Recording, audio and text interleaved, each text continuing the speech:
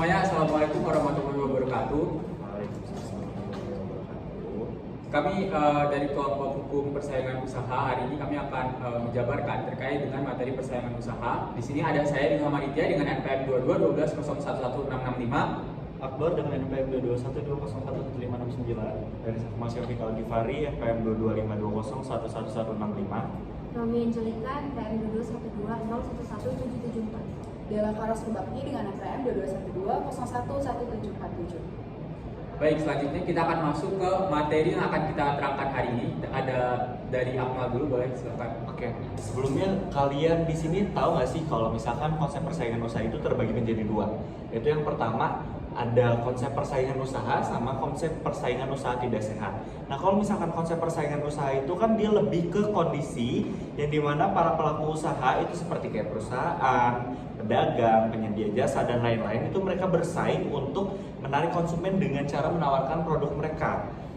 Produk mereka baik berupa produk ataupun layanan yang terbaik. Bentuknya bisa berupa peningkatan kualitas barang atau jasa, terus sudah kayak gitu harga yang kompetitif, inovasi, produk atau pelayanan yang lebih baik. Nah, selain itu, kalau misalkan konsep persaingan usaha tidak sehat itu lebih ke terjadi ketika pelaku usaha itu dia menggunakan cara-cara yang curang untuk merugikan pihak lain untuk memenangkan pasar. Misalkan kayak mereka melakukan monopoli, terus sudah kayak itu kartel, memanipulasi harga, penyebaran berita bohong, juga tentang tentang persaingan ataupun sabotase. Nah, kalau misalkan untuk yang konsep persaingan usaha tidak sehat ini kan kita sering banget ya lihat di TikTok itu kayak mereka ada yang ngelakuin black campaign dari produk usaha yang lain itu termasuk ke dalam konsep persaingan usaha tidak sehat. Nah, terus perbedaannya apa? Perbedaannya itu lebih ke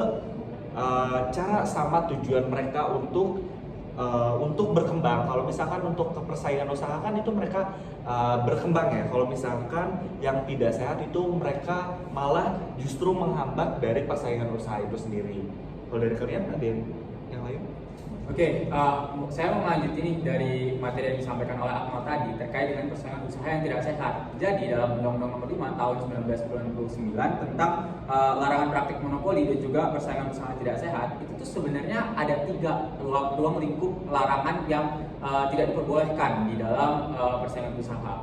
Tapi itu tidak dilarang secara sepenuhnya, melainkan ada alasan-alasan yang membuat kenapa hal-hal tersebut masih bisa dilaksanakan. Seperti misalkan yang pertama adalah perjanjian yang dilarang, di mana apabila seperti yang disebutkan oleh Akmal tadi, apabila ada kartel ataupun ada perjanjian persekongkolan yang menyebabkan pesaing usaha lain ataupun pekerja usaha lainnya itu menjadi terhambat, itu bisa disebut sebagai perjanjian yang dilarang. Namun, kenapa perjanjian yang dilarang itu tidak sepenuhnya dilarang? Karena ya mau bagaimanapun juga perjanjian itu lahir tidak sepenuhnya semuanya harus dilarang gitu. Tidak semua perjanjian itu salah. Maka dari itu tidak semua perjanjian dapat dilarang.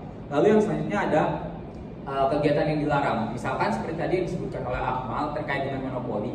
Misalkan ada satu perusahaan besar yang bisa memonopoli pasar sehingga pesaing yang lainnya itu sangat sulit untuk masuk ke dalam suatu pasar tertentu. Misalkan ada minuman yang sama sehingga masuk ke dalam suatu pasar sehingga mengakibatkan salah satu minuman yang lainnya ini sangat sulit atau bahkan tidak bisa masuk ke situ. Namun, kenapa monopoli ini tidak bisa dilarang? Karena monopoli itu sifatnya adalah natural, di mana apabila pengusaha itu memang sangat hebat ataupun sangat kompetitif, maka tidak bisa dilarang atau tidak bisa terjadinya monopoli gitu. Jadi, ya monopoli itu secara natural ada gitu. Lalu selanjutnya adalah penyalahgunaan posisi dominan, di mana misalkan dalam suatu pasar ada pihak-pihak yang sangat diuntungkan dari jabatan rangkap dan juga hal-hal lainnya, di mana dia bisa mendominasi dan juga membuat diskriminatif terhadap kaum lainnya gitu, ataupun pesaing-pesaing lainnya gitu. Lalu kenapa tidak bisa dilarang sepenuhnya? Karena ya posisi dominan itu adalah natural juga, sama seperti di monopoli tadi. Jadi ketika orang itu sangat kompetitif, sehingga kompeten, jadi dia akan mendapatkan posisi dominan yang ada di atas dari pesaing-pesaing lainnya. Itu tadi untuk ruang lingkup persaingan usaha yang tidak bisa dilarang sepenuhnya. Oke, terus selanjutnya ya, kalau kita ngebahas tentang persaingan usaha, baik itu sehat atau tidak sehat, pasti ada indikator nggak sih yang menentukan apakah itu sehat atau tidak sehat. Nah, dalam hukum persaingan usaha itu dikenal dengan namanya relevan market atau pasar bersangkutan. Jadi relevan market ini menjadi tolak ukur untuk menilai apakah suatu pelaku usaha ini melanggar rumusan pasal. Jadi itulah yang namanya relevan market. Jadi berdasarkan pasal 1 angka 10 Undang-Undang Nomor 5 Tahun 1999 mendefinisikan pasar bersangkutan sebagai jangkauan atau daerah pemasaran tertentu oleh pelaku usaha atas barang jasa yang sama sejenis substitusi. Jadi memang tujuan dari adanya pasar bersangkutan atau relevan market ini penting karena menjadi dasar menilai apakah suatu tindakan pelaku usaha ini menimbulkan praktik monopoli atau persaingan usaha yang tidak sehat. Kemudian kita bisa melihat dengan cara ada dua subjek yang bisa kita lihat. Yang pertama adalah produk market. Apakah di produk market ini terdapat persamaan barang atau jasa? Kemudian yang kedua adanya geographic market atau persamaan wilayah pemasaran gitu. Hal ini penting karena menjadikan analisis persaingan usaha ini menjadi lebih jelas dan berdasarkan pada undang-undang. Jadi memang relatif market ini menjadi catatan yang penting untuk kita bisa menentukan apakah suatu usaha ini sehat atau tidak sehat gitu. Oke, selanjutnya kita akan membahas mengenai sanksi, lingkup tugas dan juga mengenai status, lingkup tugas dan juga sanksi atas pelanggaran Undang-Undang Persaingan Usaha. Yang pertama mengenai status KPPU disebutkan di dalam pasal 30 Undang-Undang Persaingan Usaha. Status KPPU yaitu sebagai lembaga independen yang bertanggung jawab langsung kepada Presiden. Lingkup tugas KPPU ada beberapa diantaranya. Yang pertama, mengawasi dan menilai perjanjian serta praktik usaha. Yang kedua, melakukan penyelidikan dan juga pemeriksaan atas dugaan pelanggaran. Lalu yang ketiga, menjatuhkan sanksi administratif. Yang keempat, memberikan saran atau pertimbangan kebijakan kepada pemerintah. Dan yang terakhir itu melakukan pengawasan atas pelaksanaan kemitraan usaha. Lalu yang terakhir, terdapat sanksi yang dikenakan oleh KPPU atas pelanggaran yang dilakukan oleh para pelaku usaha. Itu diantaranya meliputi sanksi administratif seperti perintah pelarangan melakukan kegiatan monopoli, lalu pembatalan perjanjian, penetapan ganti rugi atau denda minimal 1 miliar rupiah. Baik teman-teman, tadi di sini sudah dijelaskan ya kurang lebih persaingan usaha tidak sehat dan secara sehat. Di sini saya akan menjelaskan secara singkat bagaimana tata cara penanganan perkara di KPPU. Sebelum saya menjelaskan tahap-tahapnya, di sini saya akan menyebutkan terlebih dahulu dasar hukumnya. Dasar hukum yang pertama itu adalah Undang-Undang Nomor 5 Tahun 1999 tentang larangan praktik monopoli dan tentang larangan persaingan usaha tidak sehat.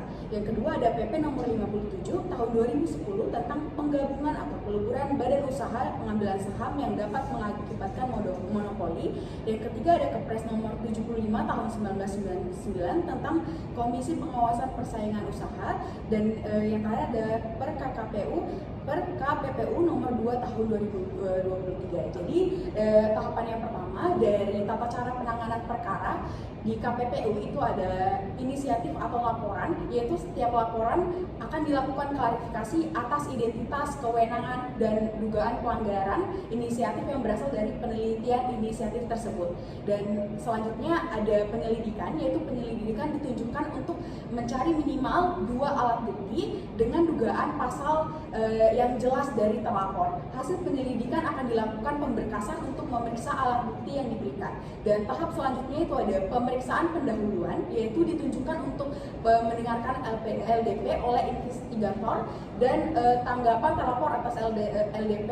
Jika terlapor mengakui, maka dapat diberikan kesempatan perubahan perilaku. Jika tidak, kasus dilanjutkan ke pemeriksaan lanjutan. Dan tahap selanjutnya adalah pemeriksaan lanjutan. Nah, pemeriksaan lanjutan ini ditunjukkan untuk mendengarkan keterangan saksi, ahli, pemerintah, terlapor. Pada akhir PL diberikan kesempatan memeriksa alat bukti. Dan yang selanjutnya adalah putusan. Nah, di putusan ini majelis hakim akan melakukan musyawarah dan menyusun putusan. Putusan dibacakan dalam 30 hari setelah PL selesai. Kemudian terlapor dapat mengajukan keberatan ke PN atas putusan KPPU bila mana tidak setuju. Mungkin itu saja yang dapat saya sampaikan. Saya kembalikan kepada Bapak. Oke, ini teman-teman, tadi udah kita jelasin terkait dengan persaingan usaha ya, mulai dari persaingan usaha tidak sehat, kegiatan-kegiatan yang dilarang dan tidak dilarang, bahkan juga apabila ada sengketa itu bagaimana cara penyelesaiannya. Nah, mungkin itu yang dapat kami sampaikan untuk hari ini. Terima kasih dan wassalamualaikum warahmatullahi wabarakatuh.